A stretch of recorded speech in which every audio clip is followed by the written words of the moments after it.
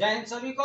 आइए Chauhan civil service classes में आप सभी का स्वागत है। और आज चौहान सर की क्लास में आज की क्लास स्पेशल क्लास होगी। इसमें बात होगी, आज की क्लास में बात होगी भारत के संविधान की अनुसूचियां। आज की क्लास में हम भारत के जो संविधान की जो अनुसूचियां हैं इनके बारे में डिस्कस करेंगे। और जो लोग भी इस चैनल में नए हो, चैनल को लाइक करें, शेयर करें, सब्सक्राइब करना मत भूलें और साथ में कॉपी पेन लेके बैठे, साथ में नोट्स बनाते चलें। तो आइए बात करें भारत के संविधान की जो अनुसूचियां हैं उनके बारे में जानकारी है आज की क्लास में डिस्कस किया जाएगा। तो भारत के संविधान में मूल संविधान में जब भारत का संविधान बना था तब मूल संविधान उसको कहा जाता है। मूल संविधान में 8 अनुसूचियां थी और वर्तमान में भारत के संविधान में 12 अनुसूचियां हैं। तो एक एक करके हम सभी अनुसूचियों को देखेंगे और दिमाग में इसको अपने नोट करते जाइएगा। कॉपी में तो नोट करना है, साथ में दिमाग में भी नोट करते जाइए। तो बात करें, एक तरफ अनुसूचियां हैं, दूसरी तरफ विषय हैं। उनके 21 अनुसूची में किस बारे में बताया गया है, उसके विषय के बारे में, कौन सा विषय है, किसके बारे में बताया गया है। तो पहली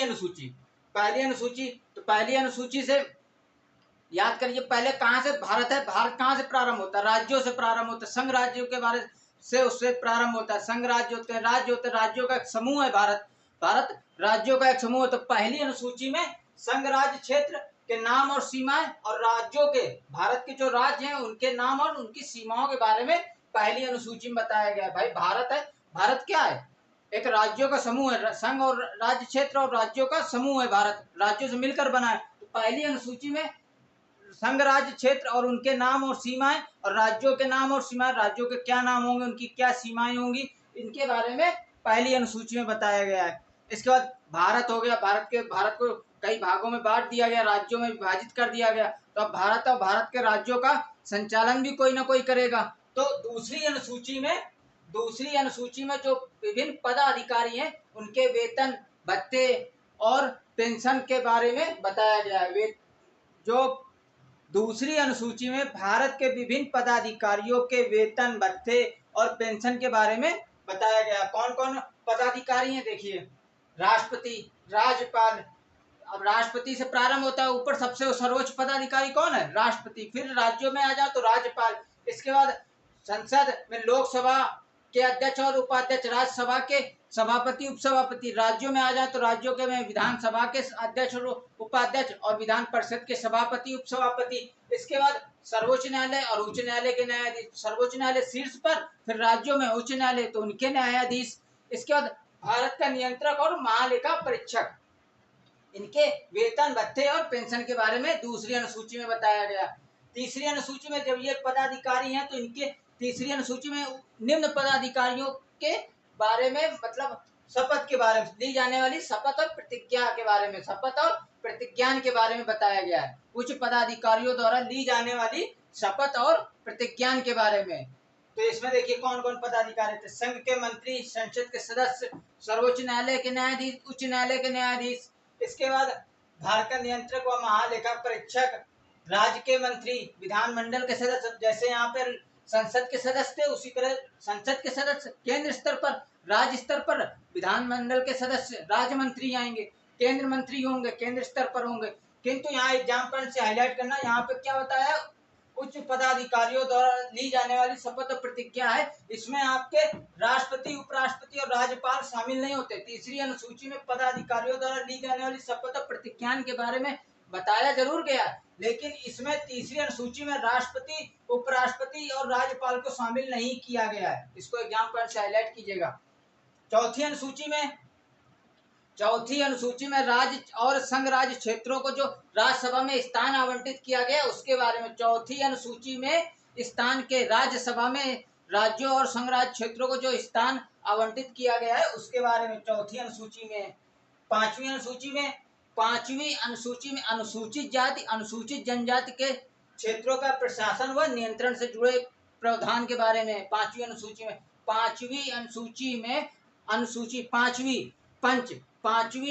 में अनुसूचित जाति और जनजाति क्षेत्रों के प्रशासन और नियंत्रण के बारे में। छठी अनुसूची में जब पांचवी अनुसूची में अनुसूचित जाति जनजाति क्षेत्रों के प्रशासन व वहां के नियंत्रण के बारे में, तो छठी अनुसूची में एएम, ए से असम, एम से मिजोरम, टी से त्रिपुरा, एम से मेघालय, ए से असम, एम से मेघालय, टी से त्रिपुरा और एम से मिजोरम। तो AMTM असम, मेघालय, त्रिपुरा, मिजोरम राज्यों के जनजाति क्षेत्रों के प्रशासन और नियंत्रण के बारे में। 5वीं में अनुसूचित जाति जनजाति क्षेत्रों दोनों के बारे में, अनुसूचित जाति और जनजाति क्षेत्रों के प्रशासन से जुड़े और वहां के नियंत्रण से जुड़े प्रावधान है। और 6ठी अनुसूची में असम, मेघालय, त्रिपुरा, मिजोरम के जनजाति क्षेत्रों के प्रशासन व नियंत्रण के बारे में बताया गया। 7वीं अनुसूची में, 7वीं अनुसूची को 3 विषय में इसमें संघ सूची, राज्य सूची और समवर्ती सूची में विभाजित किया गया। 7वीं अनुसूची में संघ सूची, राज्य सूची और समवर्ती सूची में रखा गया है। संघ सूची में केंद्र स्तर पर जो भी कानून बनेंगे वो केंद्र स्तर, जो भी वो विषय होंगे वो केंद्र स्तर पर कानून, संघ सूची के अंतर्गत आने वाले विषय पर कानून केंद्र बनाएगा। राज्य सूची में राज्य के अंतर्गत जो विषय आएंगे वो राज्य के उसमें कानून राज्य बनाएगा। समवर्ती सूची में जो विषय आएंगे उसमें केंद्र और राज्यों का दोनों को अधिकार दिया जाएगा कानून बनाने का। समवर्ती सूची में राज्य और केंद्र दोनों, उसमें आने वाले विषय में दोनों राज्य और केंद्र दोनों उस पर कानून बना सकते हैं। तो संघ सूची में 100 विषय आते हैं, राज्य सूची में 61 विषय आते हैं और समवर्ती सूची में 52 विषय हैं। 52 सब्जेक्ट आते हैं, 52 विषय हैं इसमें। 8वीं अनुसूची में 22 भाषाओं को शामिल किया गया है।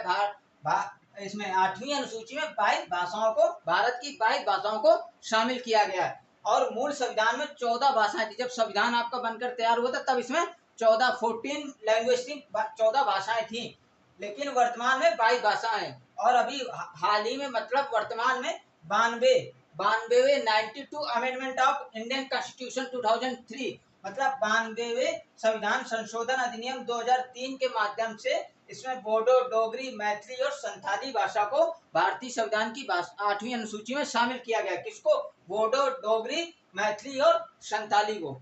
किस संविधान संशोधन से? 92 अमेंडमेंट ऑफ इंडियन कॉन्स्टिट्यूशन 2003, 92वें संविधान संशोधन अधिनियम 2003 में बोडो, डोगरी, मैथिली और संथाली भाषा को जोड़ा गया है संविधान में। इसके बाद 9वीं अनुसूची, 9वीं अनुसूची में ये भूमि सुधार और जमींदारी उन्मूलन प्रणाली से संबंधित है। 9वीं अनुसूची भूमि सुधार और जमींदारी उन्मूलन प्रणाली से संबंधित, और इसको 9वीं अनुसूची को प्रथम संविधान संशोधन अधिनियम, पहला संविधान संशोधन अधिनियम किया गया था 1951 में, और उस प्रथम संविधान संशोधन अधिनियम के माध्यम 1951 के माध्यम से 9वीं अनुसूची को भारत के संविधान में जोड़ा गया। 9वीं अनुसूची, और इसमें विषय भूमि सुधार और जमींदारी उन्मूलन प्रणाली से विषय में बताया गया। 10वीं अनुसूची में 10 से दल बदल के बारे में। 10वीं अनुसूची 10 से दल बदल के आधार पर संसद व विधानसभा के सदस्यों की नियंत्रणता के बारे में। और 10वीं अनुसूची को 52वें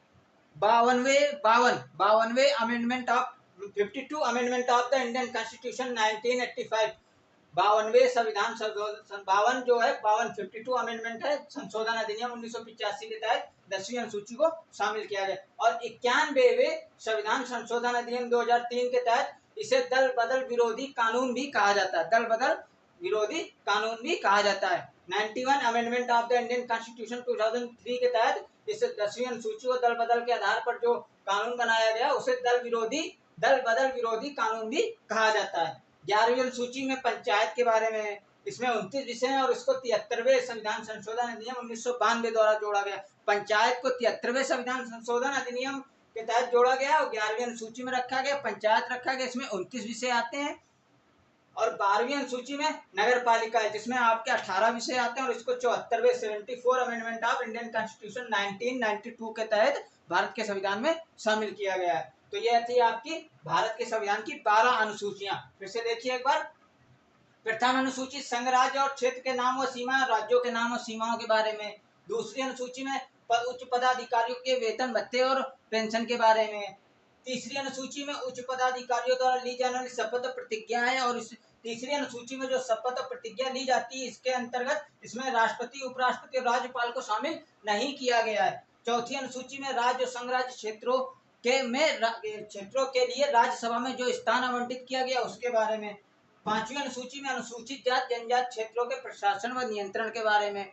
छठी अनुसूची में AMTM असम, मेघालय, त्रिपुरा, मिजोरम के जनजाति क्षेत्रों के प्रशासन और नियंत्रण के बारे में। सातवीं अनुसूची में संघ सूची, राज्य सूची और समवर्ती सूची में इसको विभाजित किया गया। संघ सूची में 100 विषय, राज्य सूची में 61 विषय, समवर्ती सूची में 52 विषय हैं।